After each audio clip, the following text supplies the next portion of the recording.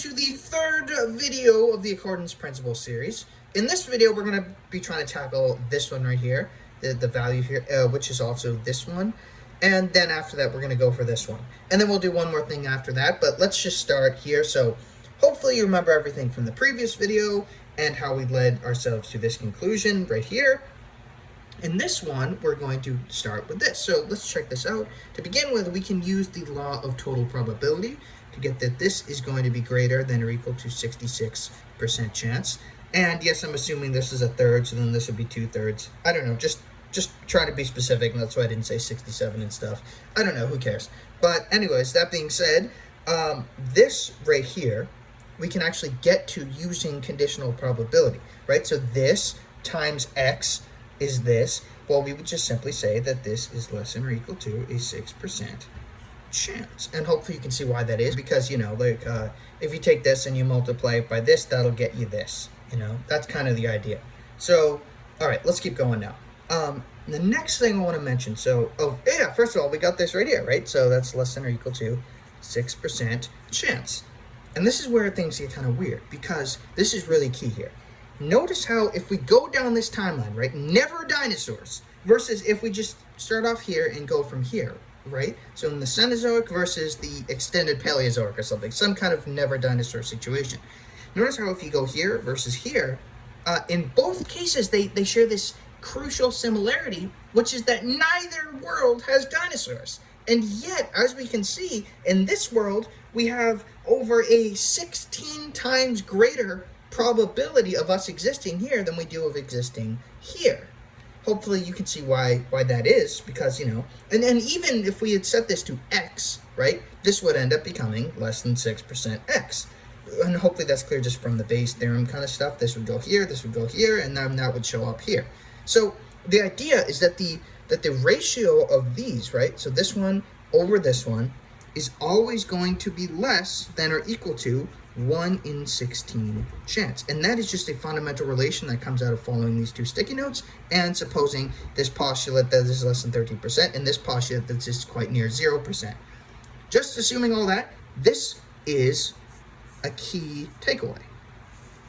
And in fact, I also want to generalize that for you. For any two-node example, it would look something like this. The probability of the mediocre consciousness existing, given that some attribute of our past that we know happened didn't happen, so that's A prime, over probability of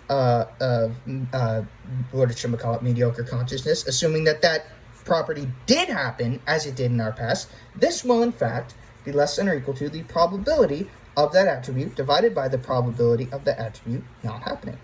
And this fundamental relation is simply a consequence of this here sticky note. So, and this one too in a way, but you know what I mean. If you put these two together, you get this. This is what I call the accordance principle. Specifically, when we imply that this is true, we get our accordance principle, which I do, again, think is probably true, because I do think these will be valid in our world. That's a thing then. Actually, one quick side note I want to mention here before I keep going on with the video. This keeps me up at night, okay? So if you look at the whole dinosaurs thing, you might ask, okay, there's dinosaurs are gone here, dinosaurs are gone here, and yet this is 16 times more than this. So is it as if dinosaurs themselves literally had some kind of like almost causal effect on the eventual enabling of humans?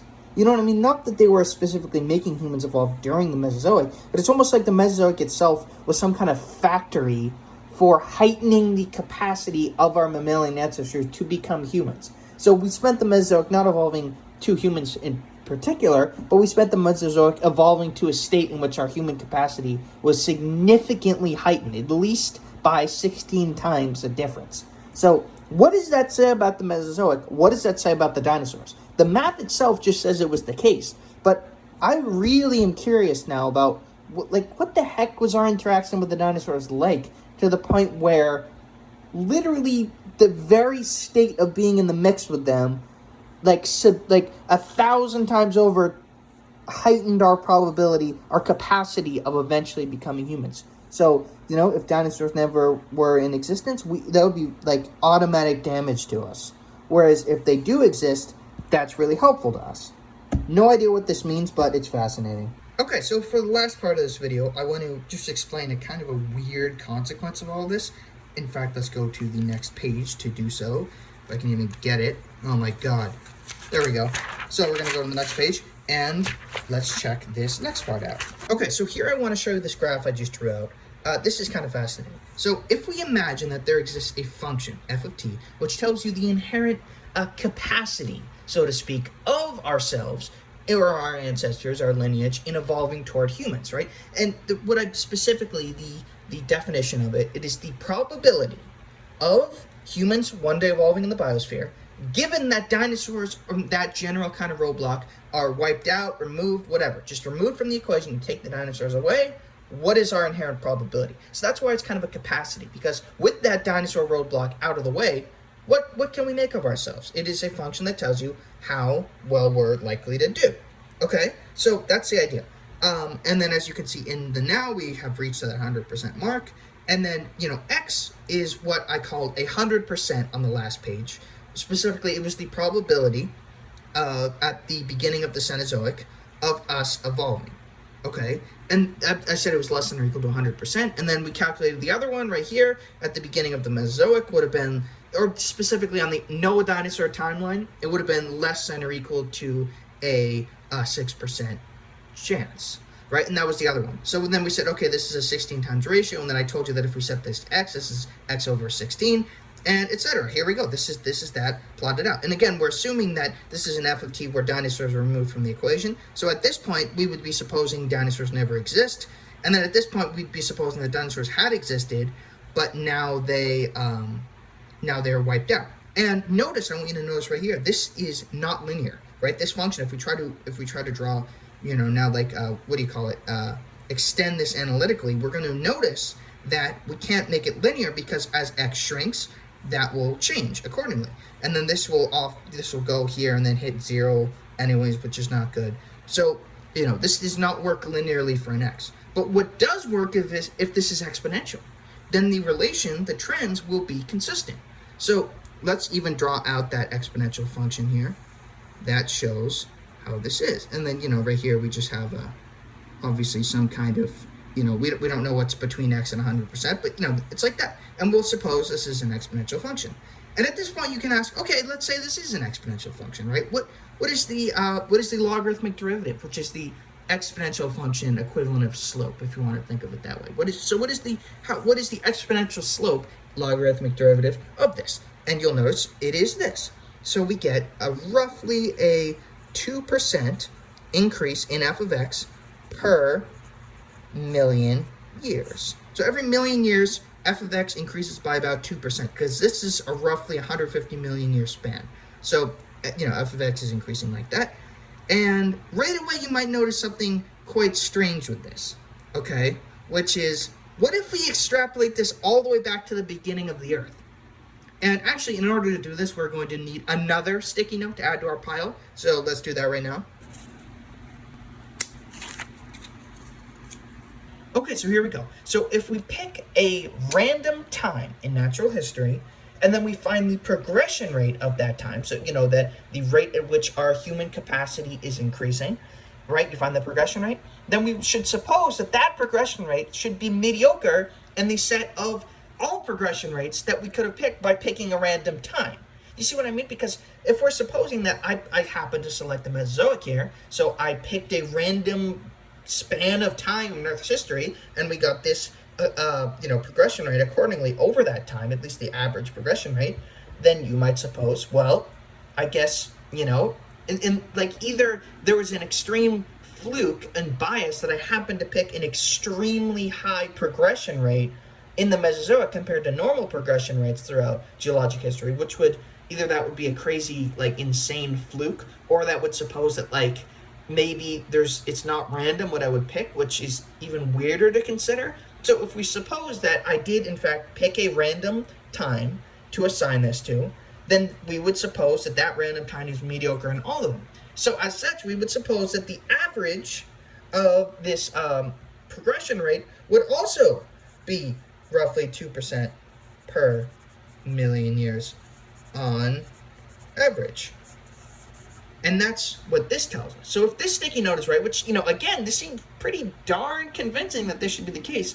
I mean, I love these two so much. I would argue that this even can't hold a candle to them in terms of how intuitive it is and how, likely it is to be true. Because, still this has some of those, like, flaws in its makeup, whereas these two are, flaws meaning, it's, it could go wrong in certain places.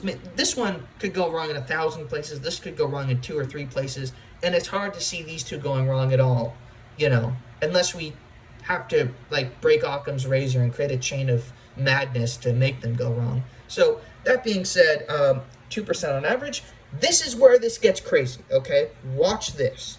All right, let's work this out, shall we? So, we're going to do e to the power of, 4.6 billion years. So we're even just gonna write billion years right there. This is the entire length of Earth's natural history, and then we're gonna multiply that by, we had our 2% per million years. I don't remember if this is capitalized or not. I guess I'll just capitalize it. We do this, and you see what we have here. So we have our progression rate, logarithmic derivative times this. Do the exponential out, and we get 10 to the 40, or, at least this is approximately equal to that. Yeah, but, 10 to the 40. So, in other words, there is approximately a 1 in 10 to the 40 chance of mediocre consciousness eventually existing in our biosphere if we suppose that this is mediocre, and this is mediocre. So, if we add this extra point, we actually, insanely invalidate this even more and insanely make the rare earth hypothesis truly insane. This number, by the way, is what you might know as a 1 in a 10 duodecillion chance of humans eventually existing on the Earth at the very beginning of our biosphere. Or we could say for any particular biosphere, the probability of it eventually generating humans would be something like this. And I mean intelligent life, mediocre consciousness, humans, they're all, I'm using them mostly in an indistinguishable way, but you pick the one out of the 3 that you like the best, and this is your number. And then we might also say, well, what if another star system actually has a significantly higher chance than our own? What if this only works for star systems of our own variety? And then you can just pull right from this sticky note, and you'll see, oh, well then, why would we be here and not there? So then this itself invalidates that idea that they are substantially better than ours. So, as such, this is not only what ours is, but this is the best case scenario type of star system. Will give you something like this, like our own. So, that's craziness to me. I don't know. You tell me what you think, but this is just very fluid mediocrity principle stuff, and it keeps making it weirder and weirder, more and more insane, just how vast the universe is and how tiny we are in it and such. But that's where I'm going to leave you right now. But I just want to, give you an idea for future videos. It's going to get more optimistic, right? So you can consider we're on this big Dunning-Kruger effect right now, where we just dropped from Mount Stupid, and now we're down in the Valley of Despair, or whatever you call it. And we're going to start working our way back up. And we're going to start to get some more optimism. Because, you might say, oh my God, we're so rare in the universe. This is terrifying. But it's gonna get interesting later on. So there's still a lot more for me to say, and we will get there in due time. But for now, I want to leave you off with this, and thank you. Have a good day, and you know what? See you in the next one.